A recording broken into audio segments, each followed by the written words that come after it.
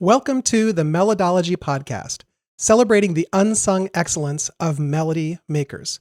My name is Arthur Breur. I am your host. I am excited today to have our guest, Dominic Fallacaro. Dominic is a producer, composer, and multi-instrumentalist based in Brooklyn, New York. His productions and performances have been featured on numerous albums and across film and television. He is the musical director and provided additional orchestrations for And Juliet, a new musical featuring the music of Max Martin, now on Broadway. He won a Grammy in 2015 for producing the Best Children's Album, received a nomination in 2018, and his works have been featured on Sesame Street and the Sprout Network. His composition for the 2019 Macy's Thanksgiving Day Parade also received an Emmy nomination. In 2016, he composed original music for the film Shortwave, which has since gone on to win multiple film festival awards. Additional film credits include In the Heights and Tick, Tick, Boom. Dominic has appeared at almost any and every venue on the New York City scene and has toured across the United States and abroad. Welcome, Dominic. Thanks so much for having me, Arthur. It's great to be here. Dominic, tell us about your experience early with music in your life. Memories of melodies or memories of music? Yeah, so I started playing piano in kindergarten, and it was because my grandparents had dropped off a old dusty organ at my parents' place, and my parents didn't know where to put it or what to do with it really, and so it ended up in my room. And the story goes that I had at some point figured out how to turn it on and played Batman on it, and so they asked if I wanted lessons, if that would be something I would be interested in. And I think the fact that I was never pushed or forced into it is why I still do it and have such love for it. So yeah, always been into melody, always been into figuring out my way on the keyboards. What are your earliest memories of any particular melodies? I'm sure it is TV/cartoon theme adjacent, whether it's Ninja Turtles or He-Man or Batman or things like that. I feel like it would always be jingles or things like that. And then I'm sure it's a quick foray into other pop music and anything that was on the radio, just trying to gobble it up. Yeah, I just remember sitting in front of the television and being lucky to be at an age where a lot of the television stuff was really good, like Sesame Street. Yeah. It's really cool that your work has been featured on Sesame Street. Tell us about that. Sure. Sesame Street has been a fantastic thing to work on. It's really amazing to be writing music that has such reach and impact right away. Sesame Street came into my life because of an artist I work with, Tim Kubart. And after we won a Grammy, we began writing on Sesame Street. The music supervisor of that show, Bill Sherman, who's my collaborator on And Juliet, sort of asked us to begin writing music. And it's been, we've been writing music for it for a few years now. But it's been amazing to you have an idea and you work on it sort of in the lab, and then all of a sudden it comes out of puppets' mouths and you see it in this incredible way. It's a really gratifying process from idea to fully realized, to sort of watch it, and then it goes out into the world and you see how the impact that it has. It's really amazing. And I would think that's even more than pop music and things like that, something that people are seeing when they're that age, when they're that young, that has impressions for the rest of their lives. I would say Sesame Street and Schoolhouse Rock. Because people will constantly come up to me. I have a Schoolhouse Rock shirt that I'll wear, and people will just constantly walk up to me when they see that, and they'll start singing Conjunction Junction, or they'll start singing these songs that they have not heard from the time that they were that age. They haven't heard these songs in 20 years or more, and they can remember the melodies. They can remember what the lesson was. Absolutely. That's a rewarding thing. I mean, your brain is already so sticky at that age and wants to consume and wants to take stuff in, and then you combine that with really great music, you combine that with very iconic melodies, and that's a recipe for you take it with you your whole life. And the idea with melody writing is to make it sticky, to make it something that you're going to remember as you're listening to it the first time. You want it to be something that's going to stay in the mind. Yeah. And that's why you have repetition and sequence, and you have small motifs that can be repeated. And you follow various different rules that are kind of the songwriting rules, and you break them where it's appropriate to break them. Yeah. absolutely. Are you a film score fan? I mean, I definitely grew up with movies. I feel like movies are the first way that I start to notice that music gets implemented in a way of sort of telegraphing emotion and other kind of character things. My dad was instrumental in trying to show us Hitchcock and other things like that. And I very distinctly remember watching Psycho and Vertigo and those scores, and just like sort of the way that it's just, you're watching a very like iconic visual thing, but you're also letting a very iconic sonic kind of palette wash over you the whole time as well. And I feel like hearing the string motif of the theme of Psycho, and then the way the stabs get used. I mean, that's like, so it's almost tropey now, but like that it's in that way so new, and it's an amazing thing to sort of take in. I feel like being younger and sort of watching, it's like, oh, you can sort of manufacture or elevate these emotions was a big part of kind of watching film and taking in music at that same time. Yeah, and it used to be, and I don't really know how this works as well anymore, but it used to be that the score would be put out, of course, when I was growing up, the score was put out on a cassette, but the score would be put out and you would listen to a produced version of the score that had the main themes in it and had the character themes and particular scenes, the music that was created for particular scenes. Yeah. And you could recreate the entire movie in your head. Mm-hmm. Or as a previous guest mentioned, you can imagine your own stories listening to the music as well. Especially if you haven't seen the movie yet, but you just listen to the soundtrack. A really good soundtrack, really good score will give you images in your head anyway. Yeah, I also feel like, the first time watching Star Wars as a kid and realizing that the music is like good guy, bad guy, and like you're very so like logically being taken through it as well is a big part of sort of experiencing it with an extra listening ear, a critical ear. So that was another kind of big thing to be that age, like to be deep enough in music lessons that I sort of had some theory understanding, but also knew enough that it's sort of washing over you and you're still taking in the film. But I remember those being a big kind of waking up to realizing how much music impacts things. Yeah, and a lot of times it impacts you and you don't even realize it. You're watching the movie and you just have no idea why you're so stressed out or so happy or so sad. Mm-hmm. But the music is pushing that. And the music can be doing something with nothing else going on the screen and the music will affect you. Yeah. So that's an art. Well, let's slip into the idea of musicals. Sure. So musicals are a completely different kind of musical art. They really kind of probably started with opera and gradually moved away from opera, which was the movies of the 18th and 19th centuries. That was how people would go and get entertainment. They would go and they would see a musical performance, they would see an opera, and that was how they got a musical story.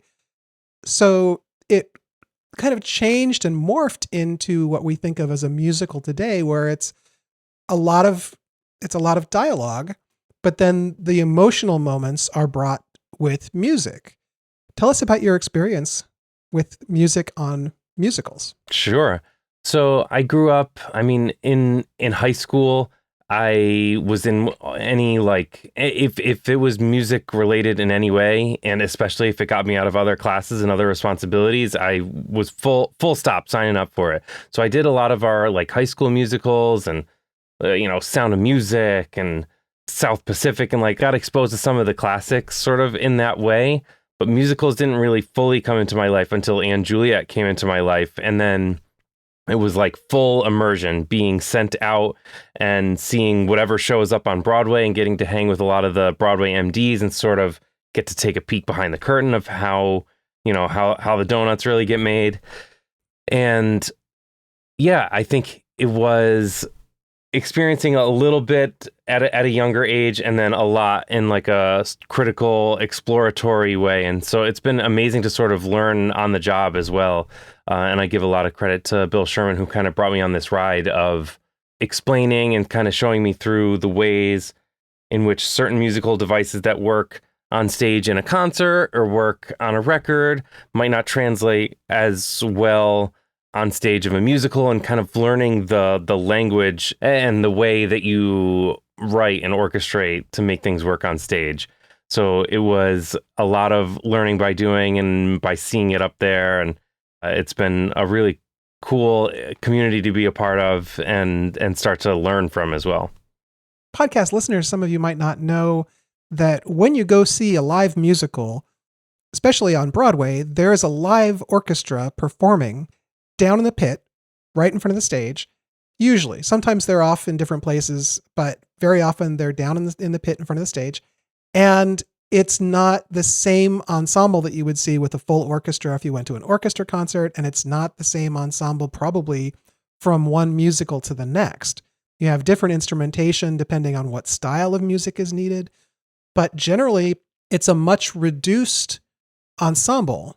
There are usually fewer instruments, and also you usually have these players who can switch instruments. If you can get one player who can play multiple instruments and you can arrange the music so that you don't have to have both instruments being played at exactly the same time throughout the music, you can get more sounds and still have better budget because you don't have two players sitting there for the entire run of the musical. You only need to have the one person switching instruments. So that's something to keep in mind, is the arrangements are very, very different. And also, again, depending on what kind of music you're talking about, because if it's a very traditional musical, more along the Rodgers and Hammerstein sort of thing, then it's going to be traditional instruments. But if it's something like Stephen Schwartz or Andrew Lloyd Webber, you potentially could have rock music and need to have electric guitar, and you need to have a drum kit and all these different things that are different from musical to musical. Tell us about And Juliet. Yeah.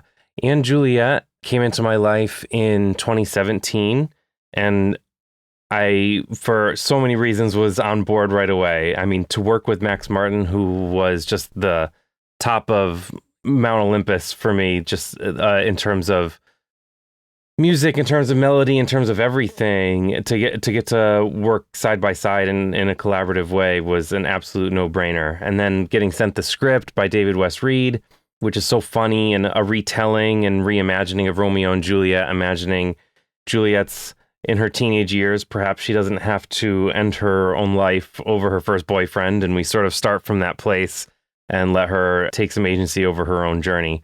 And it's super funny, and the fact that David is so able to like deftly and swiftly move through story beats and his Shakespearean Easter eggs into making it work seamlessly with pop music and the sort of Shakespeare of pop music of our time, Max Martin, has been so cool to just be a part of. And it's such an amazing creative team. I think we, through the benefit of time, we elevate Shakespeare into high art, but Shakespeare was very much pop of his day. And I think on the other end of that, it's very easy to view pop music as a very pedestrian and kind of everyday thing. But the more you kind of dive into it, the more you realize how much structure and thought and just artistry goes into making a hit on the radio, and how difficult it is and how deliberate and thoughtful it is as well. And so it's a perfect marriage of music and story and jokes. And so it's been an amazing process to be a part of.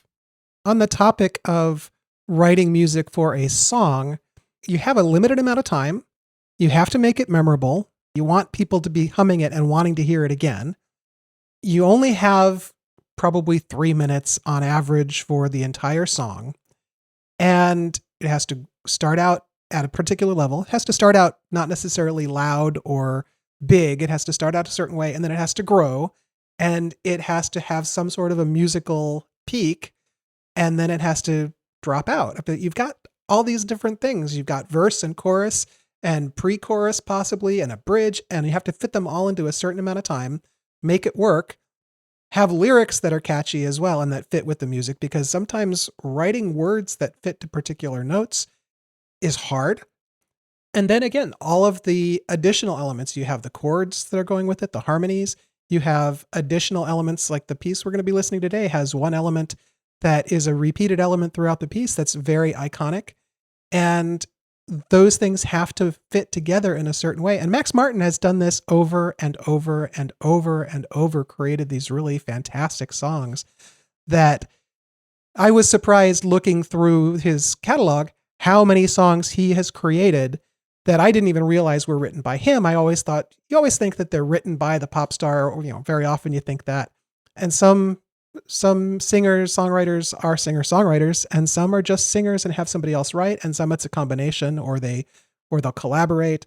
But just the number of songs that Max Martin himself is credited with is monumental. Yeah, it's epic. It's an unbelievable achievement, and especially over such a long period of time. I mean, Max is third on the number ones list behind Lennon and McCartney, and you think of, but I mean, just the sheer volume of hits is staggering. And then you think of that the Beatles happened within a much shorter period than I think a lot of people often remember.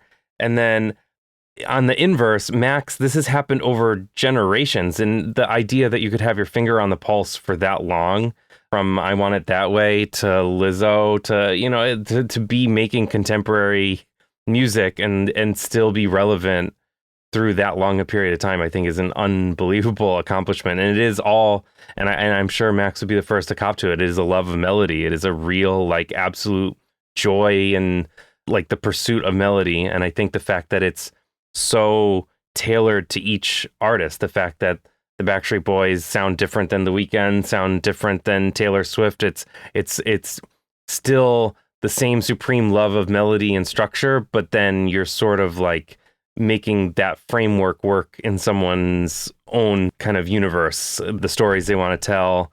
It's amazing. I think pop has a lot of limitations, like you said, in the sense that it's got to be in a certain amount of time and we need a certain sort of structure.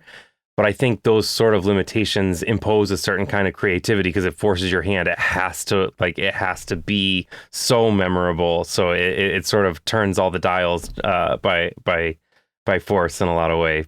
And I think, yeah, Max is just the master of working in that craft. And I will always reinforce that creativity is enhanced by limitations. It's better to have limitations when you're doing your work because you will be more creative, whether it's time, whether it's the scope of the creation that you're doing, whether it is the materials you have available or the resources you have available to do it.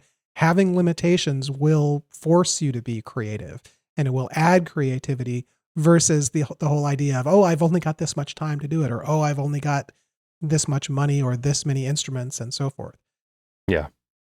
All right. Anything else to say before we go ahead and start looking at the melody we're looking at today? No, I'm just so excited to talk about it. I love diving into the nitty gritty of these kind of things. It's so great that we get to. All right. Well, let's take a break and we will come right back and we will be listening to Baby One More Time by Max Martin. Welcome back to the Melodology podcast, celebrating the unsung excellence of melody makers. I am here today with Dominic Fallacaro, and we are going to be looking at a piece of music composed by Max Martin, and there is a lot to talk about. First of all, we're looking at Baby One More Time. This is from the Wikipedia page. Baby One More Time is the debut single of American singer Britney Spears from her debut studio album of the same title in 1999. It was written by Max Martin and produced by Martin and Rami. Released on September 28, 1998 by Jive Records, the song became a worldwide hit, topping the charts in at least 22 countries, including the United Kingdom, where it earned triple platinum certification from the British phonographic industry, BPI, and was the country's best-selling single of 1999. The song is one of the best-selling singles of all time, with over 10 million copies sold. And when you brought up this melody, when you brought this up, I was like, I had not thought of this particular song. I hadn't thought of a Britney Spears song.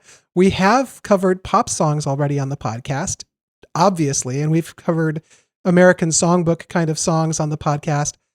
Tell us about your fascination with this particular song.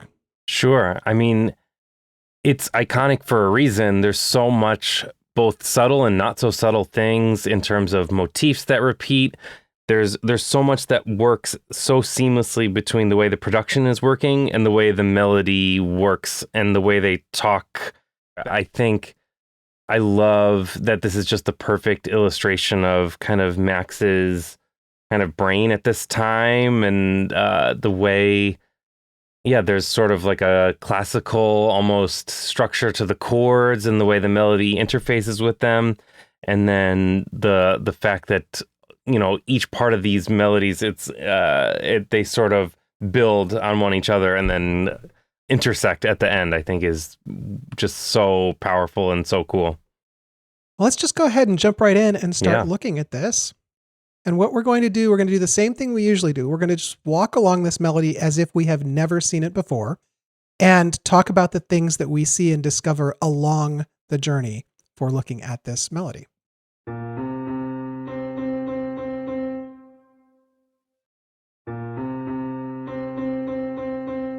I'm going to go ahead and stop it right there. I was going to say, I mean, it's so iconic right out the gate. It's so pivotal. Those piano hits at the top.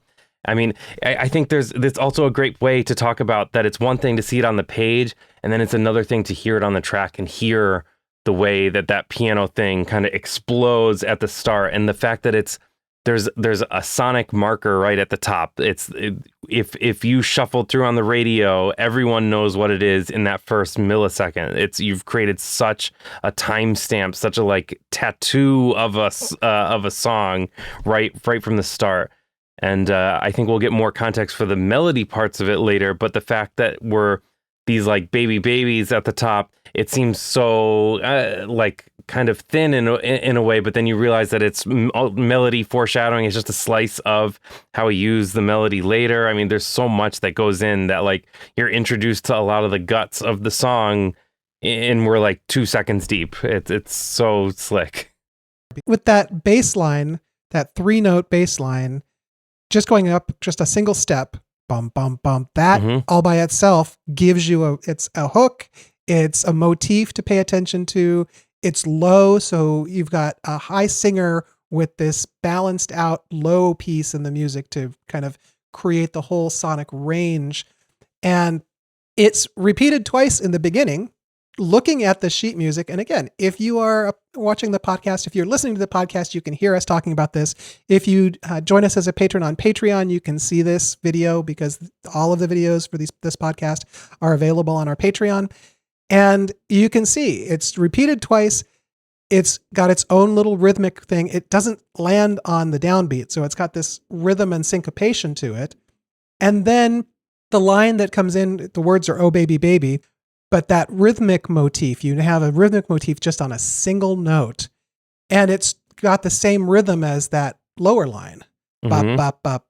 So you've got the 3 notes coming into a beat, but that 5-note rhythmic motif, it's just 5 notes, exactly the same rhythm, but the way that they're placed and the fact that they do mirror that other line in terms of the rhythm just more reinforces, here is what this song is going to sound like.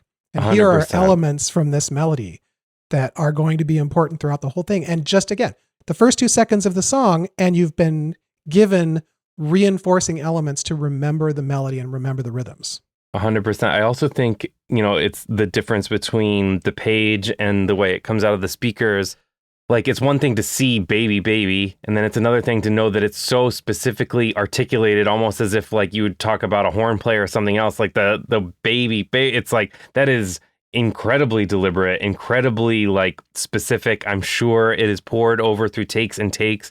Like, Max is so deliberate about those sort of things. So the fact that it's so like open, closed in terms of like the way that rhythm works, it's even more than just what those 8th notes are showing you too. There's so much personality that goes in right from the top. The fact that it's not an acoustic piano, it's, that very like iconic, like slammed M1 kind of sound. It's a very distinct thing. And then the fact that it's not just steady 8th notes, they're like articulated in a certain way. I think there's so much minutia in it, and that's all working towards making this stick in your brain.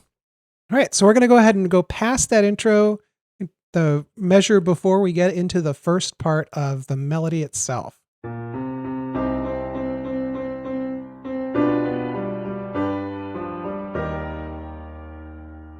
Let's look at just that little part. You had mentioned previously that you are impressed by how the melody itself outlines the chords and the chord progression. Yeah, I love that it's so intermingled, and then within 3 bars we've gone like minor, major, it's so slick. Right, we've gone from C minor, hit the G chord, the 5 in C minor, and then slipped to the relative major of E flat. So it's the same key. You have all the same accidentals. We have the B natural on that G chord, which gives us a leading tone up to C, but then it doesn't lead up to C. It goes to the relative major, which I think it's an interesting way of kind of pulling the rug out from under the listener, but it's still in the same key. So you're still in that same world, but you're not being taken on a traditional chord progression. Yeah, I love it. I don't know. It's just so, every part of it feels deliberate to me. The fact that you're doing such a classical, like 1-5, and it's very grandiose, but then we deceptively go into major, kind of pivoting through the common tone of G through both of those things. It's really cool. And I think the percentage of it that's being thought about in that way versus just being unconscious, just let the melody take you where it takes you. I mean, it's hard to ascertain, but I feel like it leans much more to the latter. This melody just sort of takes you on the ride of it. And it starts out with that 5-note motif, which the words there are, oh, baby, baby. It either follows by step or by small leaps along the chord. Mm-hmm. So it's very singable. It's very easy to hit all the notes where the notes are landing. There's nothing in it that's a strange interval or a long leap. It doesn't go jumping into strange places. It's still very grounded. So listen to that. Let's go into the rest of that phrase. So this is the first 4 measures of the actual melody.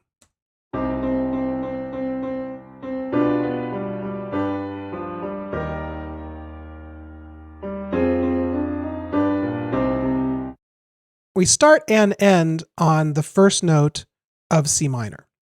So there's a question. I mean, you could say, is this piece in C minor or is it in E flat when you get to the E flat stuff? Looking at it so far, it's starting out in C minor and it doesn't seem to be going too far from C minor yet. Definitely. And I think it's also funny how like the modal mixing that we have B naturals and B flats, and it's just all of it is so like it just works. There's certain things that feel like they might not, that B flats turning up sort of the end of the phrase might be taking us out of the classicalness. But again, it's just that piano thing is so iconic that you appreciate kind of hearing it throughout. Well, and that 3-note riff gives it a very funky sort of a jazz rock sound because it is the flat 7. It's keeping the 7 from the minor key, even though every time we're hitting the G chord, it's a G major chord. Correct. So it's basically a harmonic minor we're sitting in here. Yeah. We have a B landing there, or it's maybe even a melodic minor where you have a B, but you also have the A flat in places. So there's that interval. I don't think we actually have that interval anywhere in the melody, but it gives you an interesting sound environment to be living in, where you're in a minor key, you've got the major 7th, but then also you have this very strongly reinforced flat 7. Yeah. And then in this 4th measure, we have kind of a different motif that's brought in. So it's not repeating that same 5-note thing anywhere else in this melody in the first phrase. Yeah. I also think the things that, I mean, we can go into this more and more as it develops too, but the maxisms of what things respond to downbeats and what things lead up to downbeats is a big part of how this functions, of things that are pickups versus things that answer. And so we've seen both of it in this phrase, the fact that the melody starts post downbeat and that we end with sort of something that has a pickup and then ends beforehand. Something else, thinking in terms of where the music is starting, it's starting on 1. This first phrase is ending on 1. So I would say that this isn't a song about searching for home. This isn't a song about trying to find something. This is very much kind of like a song of this happened. This is like, it feels already melodically like it's grounded, and it's more telling like a documentary in terms of the story that it's telling instead of something dreamy and hopeful. Yeah, I also think the way that we're about to meet of similar but not quite the same 4 bars as we go. Yeah, we're still, the hook is being set, as it were. All right, let's listen to that second 4 bars of the main melody.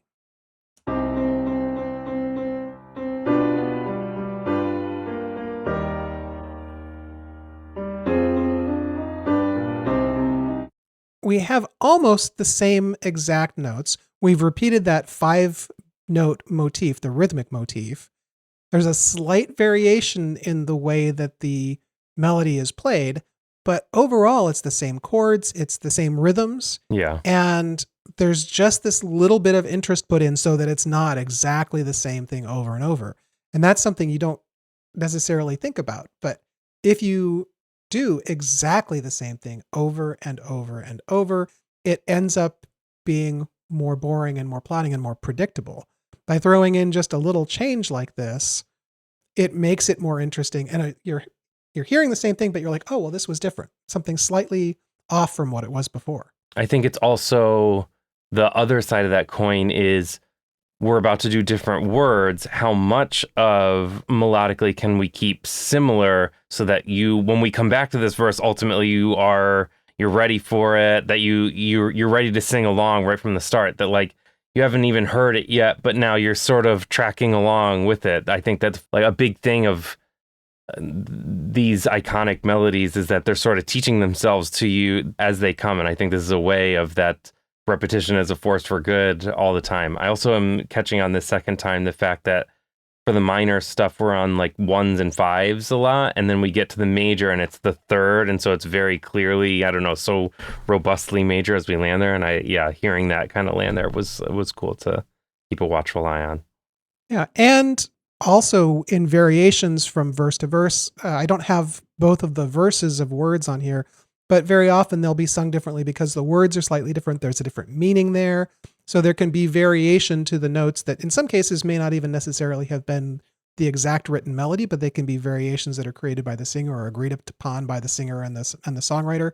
So the words fit the line of the music better in some cases. If there needs to be more emphasis of some kind, lower notes, again, you think more sad, or if it's going down, it's sad. Higher notes, it's a little, there's a little more emphasis or a little more happiness possibly to them, or just a little bit more strength to them. So there's just changing certain notes to go with certain words can also be a way of adding emphasis to those words and making sure that they are being understood more strongly just from the way that they fit with the notes. Yeah.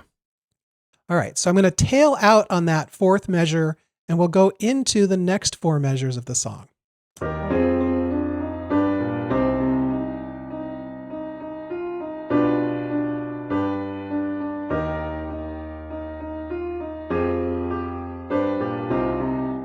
What do we got going on here now? Oh my goodness. So I love the fact that for what is your measure 14 and 15, the top of the pre here, show me to wait, like that's very, again, it's more than just those quarter notes. It's like that the harmonies kick in there. Like there is that melody, but sort of the density of the arrangement happens in tandem with it. I love those quarter notes kind of hammering home. It's like very different melody, but happening within the same chord progression. Those big beats 1 and 2, I think, are a big part of this. I think it is interesting that it's exactly the same chord progression as the previous 4 measures. The previous part of the melody has only gone up as high as touching on the 3rd of the scale. It starts out in 1 very solidly, drops down to 5, and then comes back up, bounces off of 3, but comes back down to 1. So then in this, I guess we're calling this the pre-chorus, you have it rising up to 3. And in the first part of it, it's bouncing off of 4, kind of going back down to 2, then going back up to 3, bouncing off of 4, and then kind of leaping at the very end all the way up to the tonic again, all the way up to C. Yeah. Let's just listen to this one more time. The other thing I want to point out is listen to how now the rhythm has completely changed from the previous lines.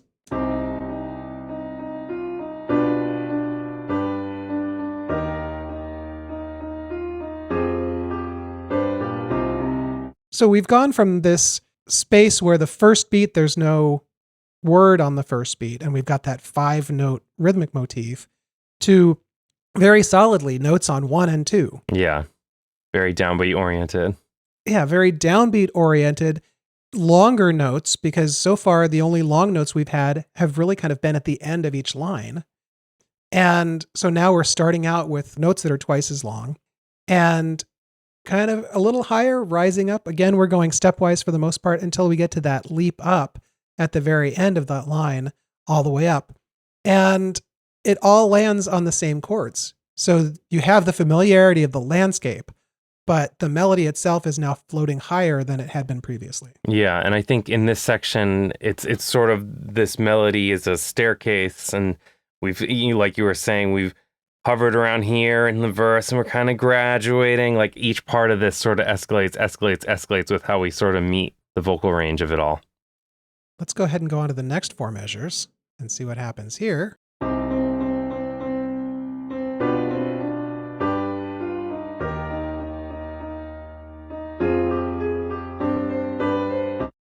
Oh, yeah. Just listening to it in chunks like this, it starts becoming really obvious, especially as we're examining and looking how far the notes have gone. So far, we've gradually gone up and we've just kind of bounced off of that top tonic note and bounced back down. And we did that over the period of 12 measures. So we had the first melody repeated twice. Then we had the pre-chorus first 4 bars where it's starting on 3 and it gets up to 5 and bounces off of 1 at the top of the octave. And now we're doing all of it from 1 to 3 to 5, all the way up to that tonic again at the very top in 4 bars. And this is the first time in the whole piece where we've gone rising like that in one swoop. Yeah, absolutely. And like the verse sort of goes down, was I supposed to know? And this is we're climbing. I also think if I can give a little nudge at 19, beat 3, that's there's 2 eighth notes there. So okay, let me which is another like way of doing that. The melody sort of comes down a scale, but the accents don't always follow the same. Again, we're still sort of doing a little bit of chord outline that we get like leading tone through the killing me. Still believe, like there's always this little like scale wise motion as well. Like we get same note and then we get scale motion. So all of the tools that have already happened in such a short time now start to fire together. Which again, to repeat, it makes it more singable to have it going by small steps and by single steps and by small leaps that go along the chord that you're on. And singable is a big part of creating a song that's going to be a popular and memorable song, because you want people to continue humming it and singing along with it and then singing it along by themselves later. Yeah. But it's just exciting to hear in 4 bars now, we've gone all the way up an octave. Whereas previously we were either staying kind of put or we were going a sixth basically from the third of the measure up, or the third of the scale all the way up to the tonic again at the top. And I'm going to go ahead and run through that same 4 measures we just did and let it run through the measures after that.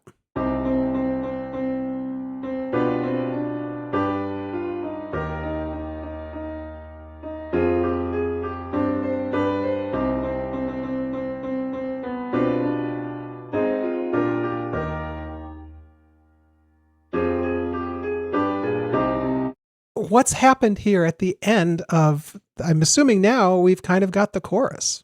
Yeah, we're in the chorus. Yeah. Yeah, those first 4 measures that we were just listening to that rose a whole octave, that's the chorus.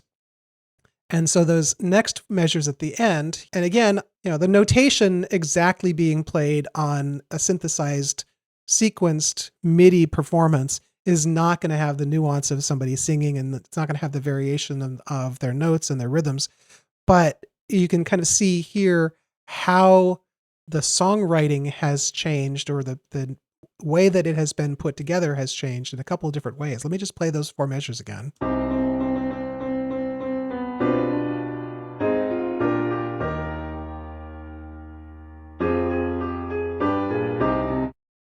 Yeah, I love that we are cadencing to major, cadencing towards minor, like boom, boom, in such quick succession.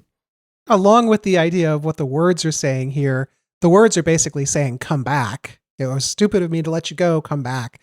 And the lyrics are interesting here where it says, give me a sign. That's where you have this sudden major cadence. Yeah. And then it goes back to where it was. Yeah. Hit me, baby, one more time, basically saying, that's the please come back at that point. And the other thing going on here is there's all of a sudden we've got 16th notes. So the words are coming in a little bit faster. There's a little bit more excitement going on. There's not really a lot more speed to the chord progressions. We haven't started shifting chord progressions quickly, but we've got faster notes we have on Lose My Mind here that I like this spot here at the end of this measure. How that in performance and in the sheet music itself, it's not landing on the downbeats there. Yeah. Which I find interesting because you're not wanting it to land solidly. Probably you want it to sound like things are shifting and things are unstable, especially Lose My Mind, which is fun because with Dale Trumbore in the podcast, we talked about Losing My Mind by Stephen Sondheim and how part of losing your mind is the instability of it. Here's a spot where you're saying, lose my mind. It's not landing on the downbeat. It's this awkward moment where you've got a downbeat to a measure, but the notes aren't landing there. Yeah. And then you have Give Me a Sign, which looking at it visibly, the last three notes of Give Me a Sign are the same pattern as we have in that bass motif. Yep. Yeah. Which I don't know if that's intentional or if that's accidental. That's one of those situations where it could have just been serendipity that it worked that way. It could have been something else right there. Or they could have said, hey, this is really close. Let's make this the same pattern. Yeah. I think the biggest takeaway for me looking at it here is the fact that we have done our chord degrees like with downbeats earlier than this, and now we're anticipating them. That, you know, the third is a upbeat and a 4, that the resolution of the third of the major of sign is upbeat and a 4. Again, it's sort of displacing the resolutions in a lot of ways. It's really slick. I also view 22 as a complement to the front half, that it's sort of all things at once. So we go, to believe when I'm not with you. I think it's more steady eighth notes in terms of how she's singing it. But I love that it's so dense that it's both like call and response back to melody right away. I mean, it's so like all killer, no filler all the time. Yeah. Well, and it is that 5-note motif with a few extra words thrown in, really. It's more, there's another syllable that has to be thrown in there, but it is the same 5-note motif. But then it's a 5-note motif that carries on into other elements that we've had in the melody, brings them together so that you're not having to bring in different material to stretch and grow your melody, but they're being combined together with this, the same parts are being combined differently here. Yeah. Then you have this strong landing on the relative major, and then the very last measure with the notes hitting on the downbeats very solidly, it takes you back into the minor. Yeah. I also love that, we've played the third of E flat before, and how was I supposed to know?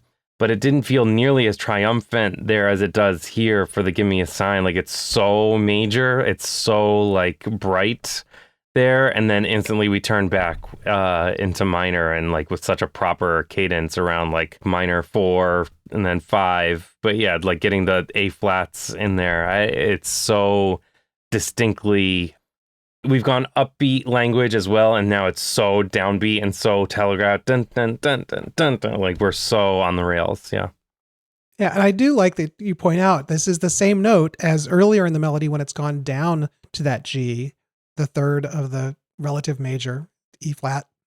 And it's bright, but it is not triumphant, or it isn't hopeful as much really as when you get to that same note an octave up. And in this piece, we've hit that high C and notes in between the high C and the G. But really, I think the highest solid note, the highest note that you're staying on anywhere, is that third of the relative major, that G. Yeah. But then it becomes the fifth of the minor when you're on the Hit Me Baby One More Time. So you're staying on a note that's in the key and is a part of the chord, but it goes from being the bright third of a major chord to being the fifth of a minor chord. Yeah. Same note, different kind of responsibilities in different places, and that kind of keeps coming back to us. And I want to point out, not necessarily sticking just to the main melody, but we have this stretch all through the chorus.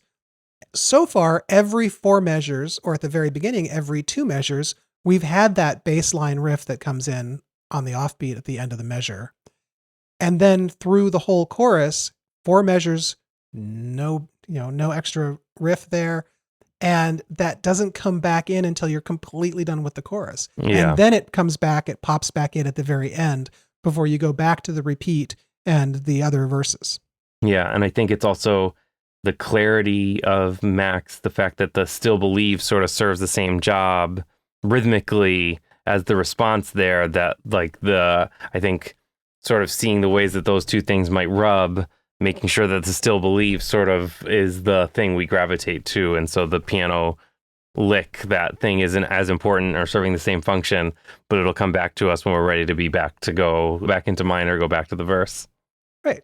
So it does repeat basically all the way through. Different words, same music. The sheet music has it exactly the same. In the arrangement, there's going to be new instruments added, new sounds, new depth to it. And it just grows that way. You have the sheet music, it's just written as a repeat. But whenever you listen to music, especially when you're listening to a really well-produced pop song, listen to the difference between the way that the first verse accompaniment sounds and the way the second verse accompaniment sounds, because you'll have new rhythms and new instruments and new sounds in there that you might not pay attention to. You might not think about them. They're adding subconscious emotion and excitement to the piece. But if you're not really thinking about it and listening, you might not even notice that that's happening. And it's pretty much every song out there that you're going to run into that. You're going to see that there's new things added. The second time something is repeated, technically repeated exactly the same in the sheet music. Yeah. So that's something to pay attention to. And then I guess what we would call now, we are at the bridge. We go back to the same motif as we had at the very beginning. Basically the 5-note motif with the piano repeated against the low bass note riff. Yeah. 4 measures of that, kind of just like at the beginning. But then there's something else that happens after. I'll just go ahead and play through.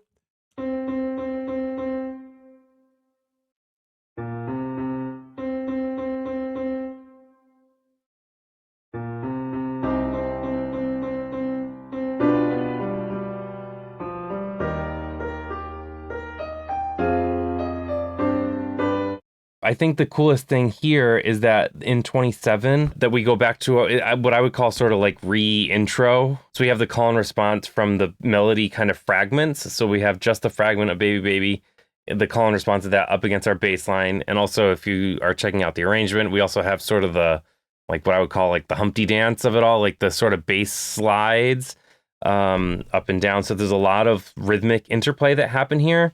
And then we go to its most like balladesque version here, where we have taken a phrase that happens in 4 bars and we're about to now break it up into taking 8 bars and sort of like extend the same motif that we've had by breaking it up. And the other thing, the sort of melody of the response that answers it. So there's the, oh, maybe, how was I supposed to know? And then, which is a very like, again, iconic sort of theme and answer to respond to it. Love that. What's going on here, if you're not watching, the last notes that were up high are an instrumental call. It's a different melody that's a counter melody to the main melody. So this whole new thing has been brought in there, but we do have a repeat of essentially the beginning of the song again, but something else is happening, something else has been added in, and there's not lyrics in the second part of these 4 measures. Yeah. And the fact that we're sort of in the verse, essentially, but we don't finish the phrase. We let these melodic kind of answers finish it. So we're sort of back to familiar verse territory, but kind of not. And the orchestration really changes underneath it. Yeah, we're in like our most ballad version of the song in a way. And again, the variation where you do have something that's familiar, but you throw something in new. Yeah. So it keeps the interest, but it also is adding emotional content and emotional range. It's bringing it, making it more exciting, and there's more going on. Familiar territory, but new stuff has been added in it. Yeah, and I also love this is the first time we get like the sus to major sort of that suspension happening. Again, it to me it reinforces the like, I don't know, the emotive like classical side of it all. All right, let's go from the beginning of the bridge on through 8 measures.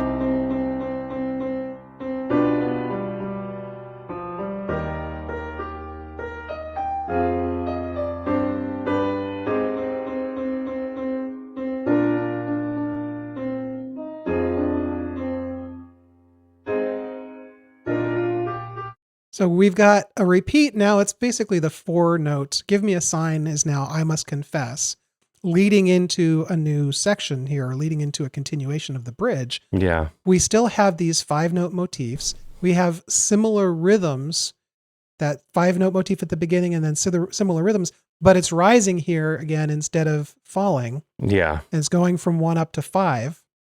I also love that right before this, we get the idea that like we have such an obvious 4 to a 5, and then we don't cadence to major here. We're like used to cadencing major there, and it doesn't let you get major again with it. And we loop back around minor, getting into the bridge kind of proper right here. And yeah, I love that we're always anticipating towards downbeat, like always building, always growing. Again, this section is it's unstable because you don't go where you're expecting to go. It's a longer line so far. We've got kind of what the verse is, but it's not exactly what the verse is. We've got this completely different chord thrown in the second time through. Yeah. So A flat major, it's in the key, but it's a completely different bass. It's a completely different foundation to that particular part of the melody again, but not moving the same way through the chords, rising up. And that last 4 lines, I must confess, or last 4 notes, I must confess, that's bringing you in. That's actually extending the line even longer. Yeah. So we're now going from something that was 4-bar phrases and 8-bar kind of messages into something that we're pushing into a 12-bar sort of a stretch of a single line here, really, because it's kind of a repeat of the melody, but it's continuing. Yeah, and I love that for as we get into the I must confess that we have the upbeats, but there's something so like it is steady because it is like solid 8th notes, but then the juicy parts of this are the upbeats that we're sort of doing the move of cadencing pre-downbeat right before the chords move. Right. And it's more conversational that way because you don't always speak on downbeats. You don't speak like you're reading a poem and you're always landing on a particular beat. Yeah. It's much more conversational to have it this way. And the longer we are not landing on a downbeat, the more interesting it's going to be when we get to a downbeat where the word lands on a solid beat of the measure. 100%. And we do it in such a short period of time. This next batch of 4 bars, we get ups and then we get, don't you know, it's so assertive when we get there. So let's listen to that. This is just from the last measure of those 4 bars leading into the next 4 measures.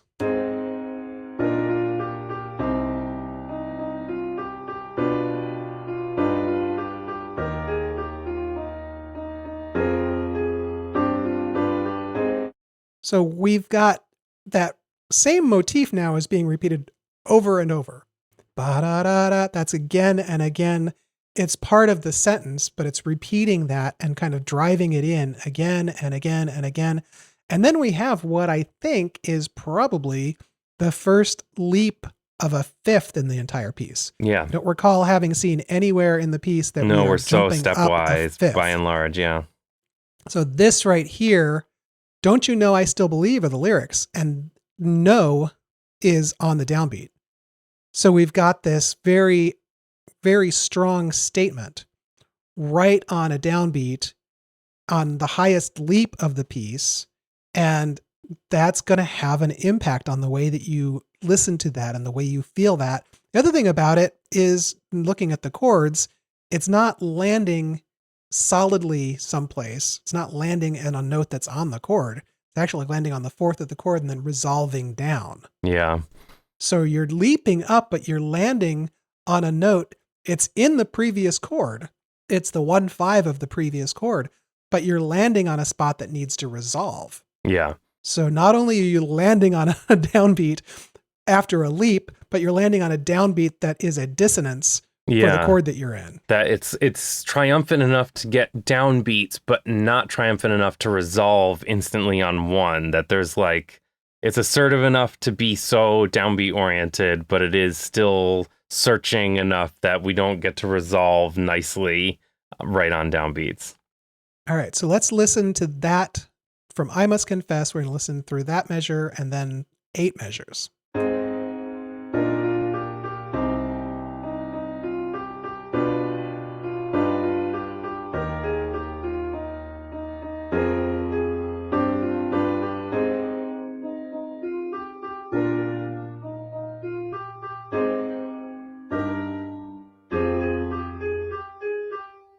So we've ended up pretty much the same place that we've ended every single time we're doing this. This is a piece where it's saying the same thing over and over, and it's landing at the same place, and it's kind of landing on that fifth of the scale.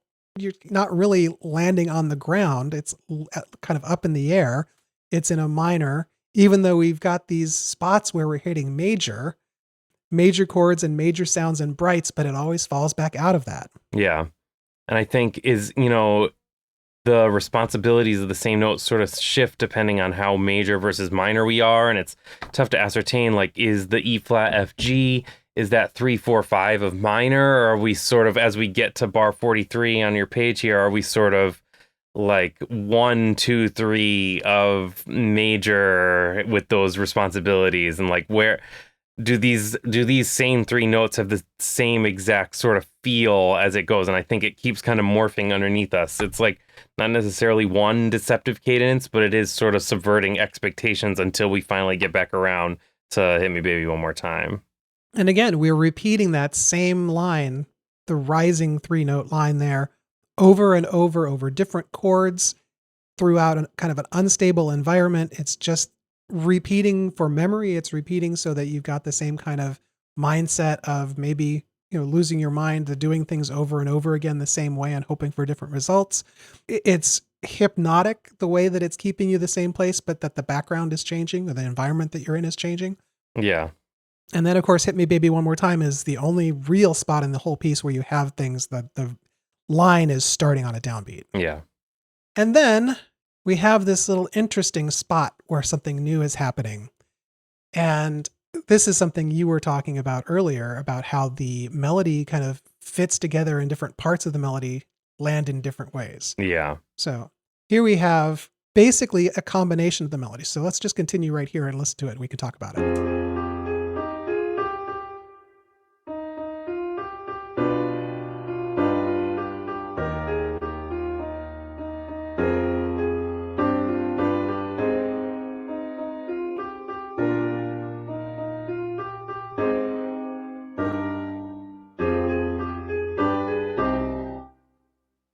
So we do have an indication now of how the fact that these elements in the song are using the same chords and the same lines, but aren't all landing in the same place on the scale.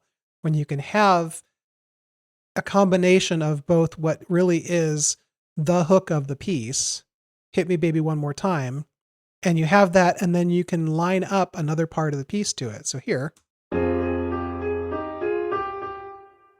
It's hard to hear when it's just the piano playing, but what you have is the Hit Me Baby One More Time line, and then I Must Confess coming in right at the end of that, overlapping each other. And they land on that G at the same time. So you're landing on either the 5th of the home scale minor or the 3rd, the hopeful 3rd of the relative major. And you're kind of bringing those two worlds together in the same line right there.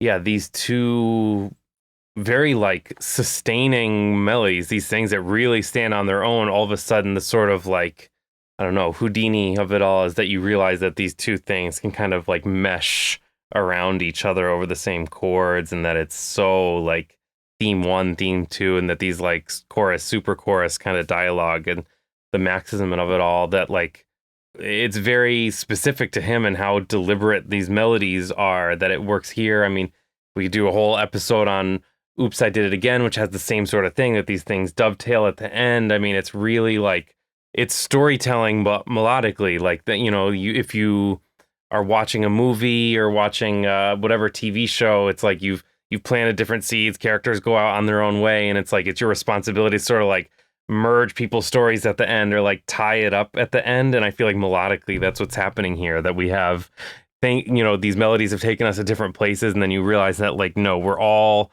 sort of living in the same kind of bubble here, that they all go together.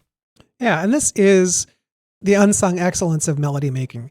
This is a situation where, yes, Max Martin is lauded as a fantastic songwriter, but how often do people say why? How often do people point to things and say, look at this little thing that is happening here? Between the way that you're landing on downbeats or not landing on downbeats, the way the chords are working, the way where the notes land on the chords are working to change how you're feeling about the words that are in those spots. It really is. It's just brilliance and craft.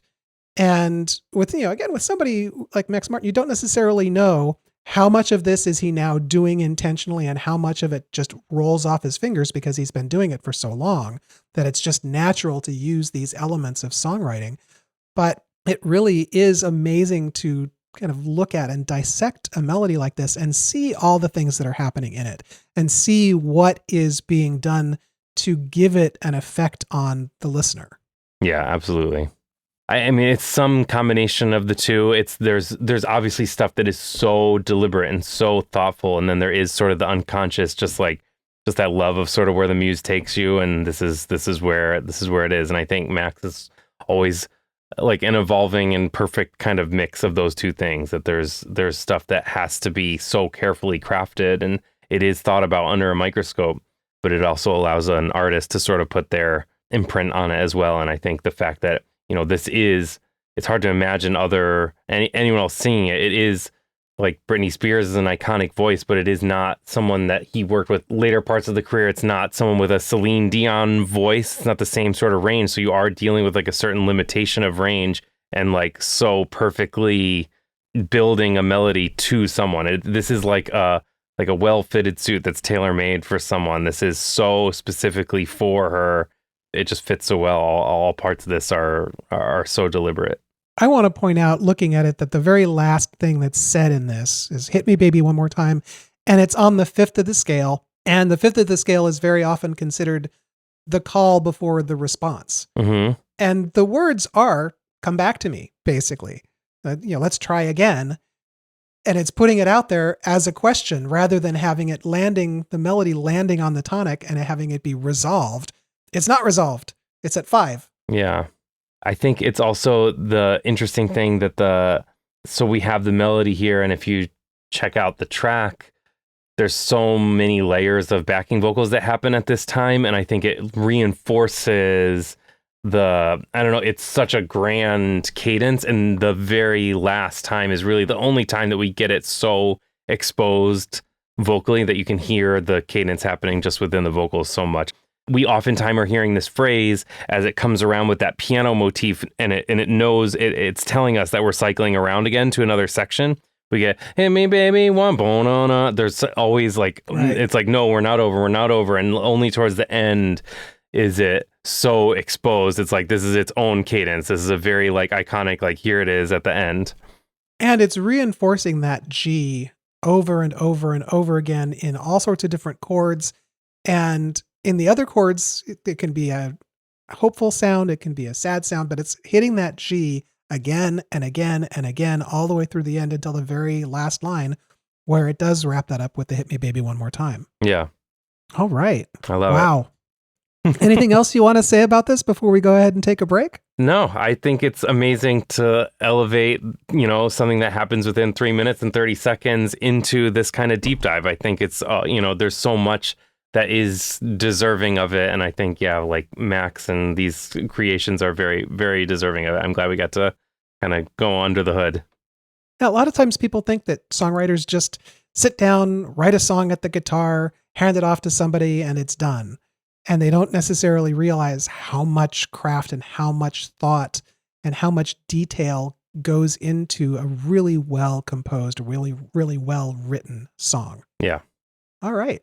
Let's take a break and we will be back. Welcome back to the Melodology podcast, celebrating the unsung excellence of melody makers. I'm Arthur Breur, your host, and again, today I'm here with Dominic Fallacaro. Dominic, you picked this song because it is used in And Juliet, although it's used and arranged very differently for And Juliet. Tell us about that. Yeah, so we knew going in that we wanted to use this song as sort of Juliet's sort of what they call "I Want," sort of the start of her journey. And I think something that we've thought about a lot in the process, especially given the sort of lighthearted nature of a lot of the pop music and stuff, is what if we sort of went as fully true to the text and as full, I think something that our great director, Luke Shepard, talked about, and our book writer, David West Reed, is what if we sort of dared to be serious? And so when Bill Sherman and I were working on this, we thought about, this is taking place, she has just lost her great love, and we're sort of thinking about, is she going to go that same route as Romeo, or is she going to kind of make a decision to triumphantly start again? And I think, just like we talked about, this song sort of melodically does all those things. It is both hopeful and bleak, and it has all of those things, all those multitudes in it at the same time. So we wanted to start thinking about it as a sort of, what if this is her sort of most in her feels, her most melodic and balladesque version of this song. And so I think something that Bill and I thought a lot about was, what if we take away some of the crutches of what we associate with the very identifiable things, and we sort of reimagine them and reinterpret them. And so what that piano intro is, we sort of try to distribute that through other instruments, that what we kind of turn it into what I would call like a heartbeat, and it gets displaced into our strings and our bass. And so that motif kind of comes back around, but we use it as a way to apply pressure to Juliet as she kind of continues through this. So the whole thing is about giving you a melody that but kind of how far away can we take you on the orchestration journey?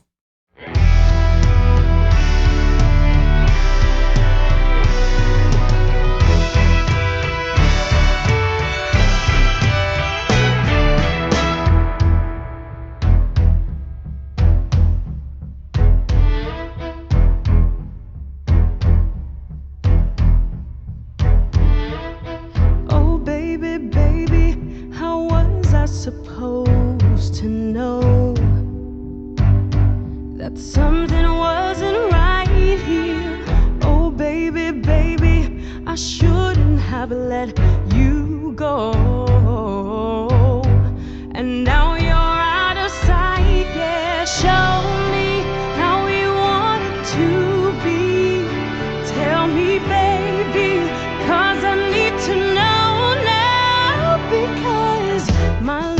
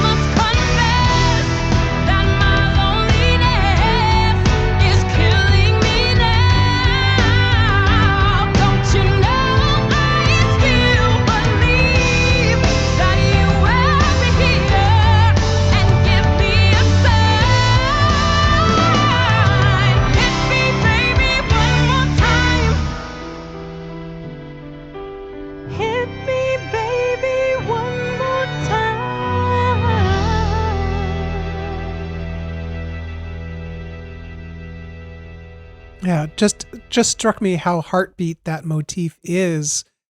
And because it's got that extra note before it, it didn't strike me as being heartbeat when I was looking at it. but it does feel that way when you think about it. And it's an appropriate thing to have in a ballad about heartbreak and hope. Yeah. So what instruments did you use overall for this song? So our band in Juliet, shout out to our amazing band. It is basically rock band plus string quartet. So we have 2 keyboards, guitar, bass, and drum set.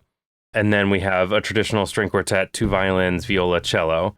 And like you were talking about, sort of the Swiss Army knife of Broadway musicians, there's, we don't have people that are switching instruments, but our guitars and our keyboards and our drums and our bass, our rhythm section is really responsible for a lot of sort of what we would call like choreography or other sorts of things. That the bass chair plays both electric bass and synth bass. There's a real Moog downstairs, and we're making the real kind of sounds. And our guitarist plays nylon, steel string, and electric guitar. Our keyboard chairs have both what you would consider very traditional sounds to come out of the keyboards of both pianos and organs, but the world of Max also contains all the synthesizers and sort of pixie dust of it all, and that stuff lives inside those chairs. And then drums includes, drum set and the elements of a drum set that you would think about, but it also includes samples that can be triggered on various pads that live there as well. So we're able to both seamlessly move in and out of acoustic and electric sounds just kind of on a dime very fluidly.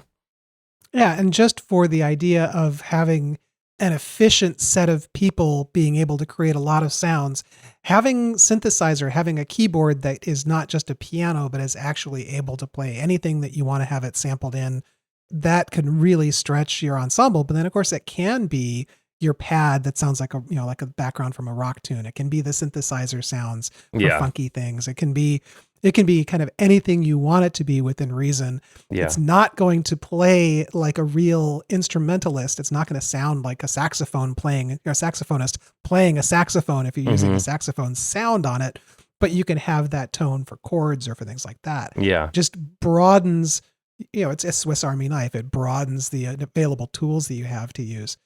For the entire and Juliet, you have all Max Martin tunes. Yeah. How was the process of making very different pop tunes fit into the storyline? Yeah. So I think it is, there's so much detail and craft to David Westbury's writing.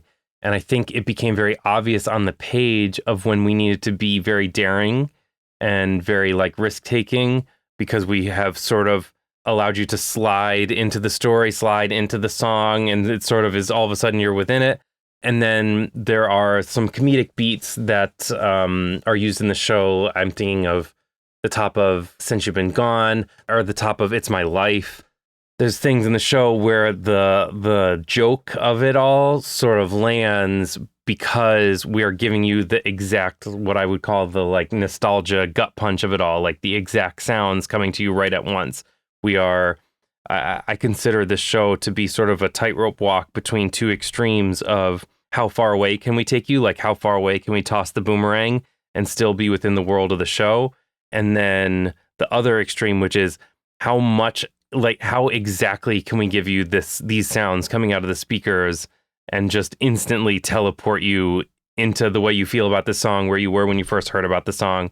And I think that's the amazing part about working with Max on the process, is you have someone that remembers the synthesizer sounds and someone that gave us free access to the vault of everything. So when we start It's My Life, it's not sort of kind of the talk box sound. It is exactly that sound. And when, it is not sort of the snare drum, it's exactly the snare drum. It is the ability to sort of take you all the way there. And I think Bill and I's job is to sort of nimbly walk between those things and, spend time in either extreme, or see how much we can be in the middle of fusing those 2 worlds. And so the whole show kind of takes you on a journey. And I think something else that we thought about was, we're in Shakespearean time, and especially early on when we're sort of living more in Shakespeare's world, it's can we be using pipe organ? Can we be using nylon string? Can we be using other and strings? And what things can we sort of do to give you even just a little zhuzh of period of the time, and then sort of kind of play with things that are and are not within that time frame. In Baby One More Time, in this arrangement of it, you can hear that there is maybe not necessarily an exact period sound, but there's a reference. It's almost like a movie score sound for a Romeo and Juliet background music. It does give you a period feel to it, listening to the instrumentation. Yeah. And we wanted to, I think something that we really put pride in is the beauty of Broadway is the liveness of it all. And the beauty of Max is the deliberate studio-ness of it all. And so again, it's that tightrope between those two things. It's like you want something that feels really live and feels really energetic and is able to be played by human beings 8 shows a week.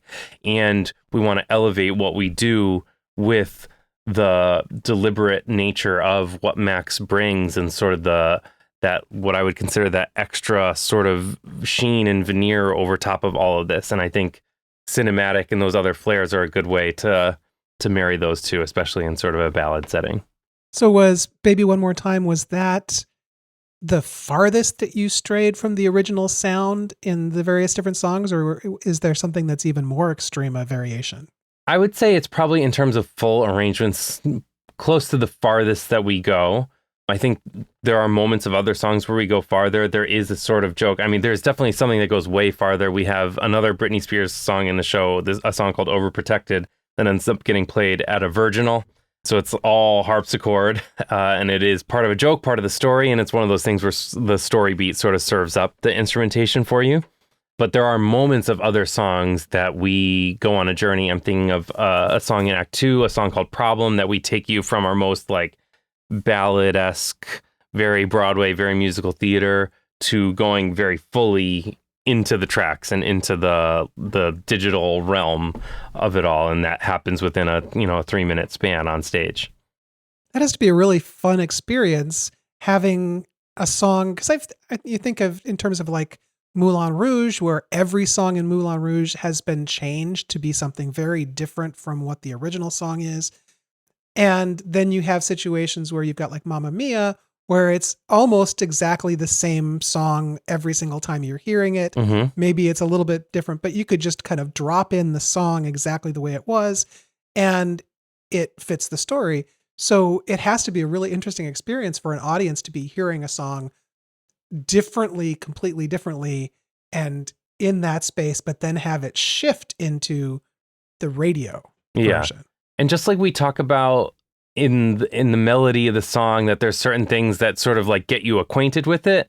I think on an orchestration level, that's what Bill and I tried to do. We start the show, our opening number of the show is Larger Than Life, and we do it pretty close-ish to the original. We have our extra like orchestral flares, and our strings are very much parading about through it, and it is very grandiose.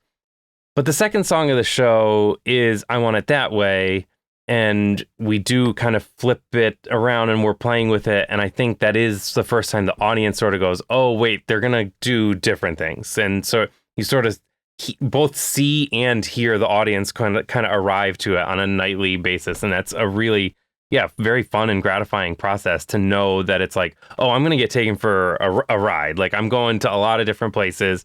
I understand. And then they're sort of on the journey with us. Okay, so this is going to be 2 questions, but they may have the same answer. Sure. What are you most proud of in this, and what was the most challenging in this work? Oof. There's so much that I feel proud about. I'm proud of the fact that we represent so much of Max's amazing catalog in the show. I'm very proud that we have found a way to navigate mixing the humanity of how live everything is with how technology forward the world of pop music is. I'm very, very proud of how it sounds and how it kind of washes over you in the theater. I think we've put so much time. I mean, the benefit of having Max around is the fact that he's there during rehearsals and during tech and stuff. And if the snare drum's not exactly right, we're messing with it. If the synthesizer's not exactly right, we're messing with the knobs and we're dialing it in.